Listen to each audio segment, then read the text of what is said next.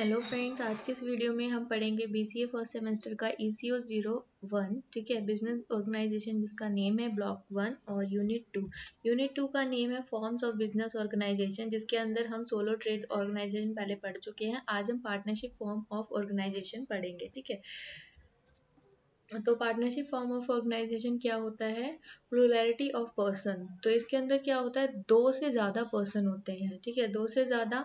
जो हमारी बैंकिंग होती है उसमें 10 और जो नॉन बैंकिंग होती है उसके अंदर 20% होते हैं। ठीक है, कॉन्ट्रेक्चुअल रिलेशनशिप मतलब एक अग्रीमेंट साइन करना होता है इसके अंदर, जब भी हम पार्टनरशिप फॉर्म को इस्टेब्लिश करते हैं तो। ठीक है, तो उसके बारे में बताएंगे कि उस पार्टनर जो फॉर्म होता है उसके अंदर क्या क्या भरते हैं। ठीक है, प्रॉफिट शेयरिंग। तो इसके अंदर क्या होता है, हम प्रॉफिट को शेयर करते हैं अपने पार्टनर्स के साथ। ठीक है, कि जो भी लॉस होगा या फिर जो भी प्रॉफिट होगा वो हम आपस में शेयर करेंगे। ठीक है, एक्सटेंशन ऑफ बिजनेस। ठीक है, अब इसके अंदर बिजनेस जो होता है वो बढ़ता ही है ना, क्योंकि हमारे पास ज़्यादा पर्सन है। उसके बाद है प्रिंसिपल एजेंट रिलेशनशिप होता है इसके अंदर। अनलिमिटेड लाइबिलिटी मतलब कि कैसे यहाँ पर जो पर्सन है, ठीक है, दो पर्सन है, तो वो क्या करें, अपनी अपनी अपनी अपनी जो भी उनकी मतलब जो भी उनकी इनकम है या कुछ भी है, कैपिटल है, वो इसके अंदर लगा रहे हैं। कैपिटल इतनी ज़्यादा नहीं हो पाती, बिकॉज यहाँ पर जो पर्सन है वो सब कुछ अपना लगा रहे हैं, अपनी सेविंग्स में तो लगा रहे होंगे ना, या फिर लोन वगैरह लेके। तो यहाँ पर इतनी ज़्यादा कैपिटल नहीं होती, बट जो कैपिटल होती है वो उन दो पर्सनस की होती है। तो वो जो कैपिटल है, अगर उसमें कोई भी मतलब कि अगर उनका बिजनेस लॉस में जाता है या कुछ भी, तो यहाँ पर जो लाइबिलिटी होती है उन दोनों की, वो क्या होती है, बढ़ जाती है, अनलिमिटेड हो जाती है। क्योंकि यहाँ पर ज़रूरी नहीं है कि उसमें हमेशा प्रॉफिट ही होता रहेगा। अगर कभी लॉस हो जाता है, यानी कि कोई भी ऐसी मतलब आपदा आ गई, ठीक है, इमरजेंसी आ गई जिसकी वजह से उन्हें अपना फॉर्म ख़त्म करना पड़े या कुछ भी, तो उसमें क्या हो जाता है, वो सब कुछ बेकार ही हो जाता है ना, इस तरह से। तो जो अब इसमें क्या है, गुड फेथ एंड होनेस्टी। मतलब अगर जो दो पर्सन उसके अंदर काम कर रहे हैं तो उनका अगर रिलेशनशिप अच्छा होगा तभी, मतलब कि अगर वो आपस में अच्छे से बना पाएंगे, है ना, उनका एक दूसरे पे ट्रस्ट होगा, ठीक है, और ईमानदार रहेंगे, तभी वो बिजनेस को अच्छे से सक्सेसफुल कर सकता है। अगर दोनों ईमानदार नहीं रहेंगे, अगर एक भी बीच में चीटिंग करते हैं, तो उनका रिलेशनशिप अच्छा नहीं होगा बिजनेस से। तो वो क्या करेंगे, एक दूसरे को धोखा देंगे, है ना। और इसके बाद है restriction of transfer of share. तो मतलब इसके अंदर अपने जो शेयर्स हैं उसको ट्रांसफ़र नहीं कर सकते हैं।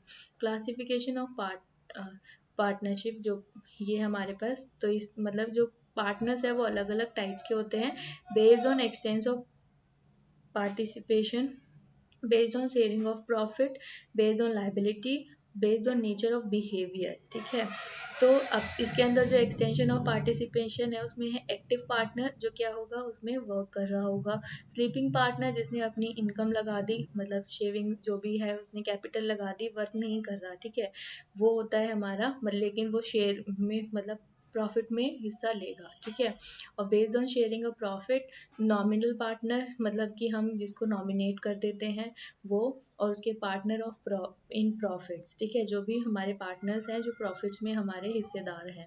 ठीक है, based on liability, limited partner और जनरल पार्टनर।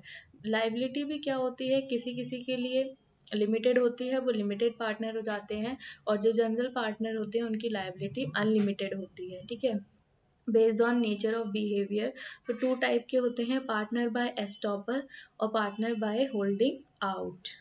ठीक है, अब इसमें जो पार्टनर बाय एस्टॉपल है, इसके अंदर क्या होता है कि जो पार्टनर्स हैं वो मतलब इसके ये क्या करते हैं कि अपने इम्प्रेशंस को बढ़ाते हैं। ठीक है, उसके अंदर पार्टनरशिप करने के बाद में उनकी वजह से हमारी जो हमारी फर्म है उसका अगर नाम बढ़ रहा होता है तो उसको पार्टनर ऑफ बाय स्टॉपल कहते हैं। पार्टनर बाय होल्डिंग आउट मतलब कि जो हमारी पार्टनरशिप फर्म है वो बताती है कि ये वाला जो पार्टनर है ये अभी भी हमारी पार्टनरशिप फर्म में हैगा, ठीक है, और बट उसने कुछ भी डिस्क्लेम कर दिया है कि कुछ भी बोल दिया है मैं नहीं हूँ या कुछ भी, बट फिर भी वो हमारी पार्टनरशिप में भागीदार है, तो पार्टनर बाय होल्डिंग आउट वो इसको कहते हैं। तो पार्टनर डीड के अंदर जो हम अग्रीमेंट साइन करते हैं उसके अंदर क्या क्या लिखा जाता है, नेम ऑफ द फर्म कि हम किस नेम से अपनी फर्म को चलाएंगे, नेचर ऑफ बिजनेस कैसा रहेगा, किस चीज़ का बिजनेस करने वाले हैं इसके अंदर, ठीक है। Name of the partner, partners के नेम आते हैं। The town and the place where business will be carried on, कि हमारा जो बिजनेस है वो कहाँ पर होगा, उसका प्लेस, टाउन, ये सब कुछ हमें बताना पड़ता है। The amount of capital to be contributed between each partner, ठीक है। जो भी हमारा अमाउंट है कैपिटल का वो हम आपस में कंट्रीब्यूट करेंगे, कौन कितनी कैपिटल लगा रहा है, ठीक है।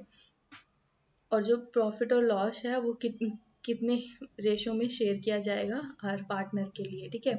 Loan and advance bye partner and interest payable on them, ठीक है, कितना इंटरेस्ट उनके ऊपर बाकी है सब कुछ बताना पड़ेगा। The amount of drawing by each partner की क्या क्या ड्राइंग की अमाउंट है, ठीक है। And the rate of interest allowing there on, की क्या इंटरेस्ट उन पे अलाउ किया गया है, ठीक है। ये सब हम मतलब डिटेल में बाद में भी पढ़ेंगे। The rate of interest on capital की कैपिटल पे कितना इंटरेस्ट मिलने वाला है, उसका रेट कितना होगा। ड्यूटीज बतानी पड़ेगी, कौन क्या ड्यूटी करेगा, कौन पार्टनर क्या करने वाला है, ठीक है। उनकी पावर्स बतानी पड़ेगी। एंड ऑब्लिगेशन ऑफ पार्टनर, ठीक है। रिम्यूनरेशन इफ एनी, ठीक है, रिम्यूनरेशन कोई होगा तो वो payable to the active partner क्या है, कितना है, वो सब कुछ।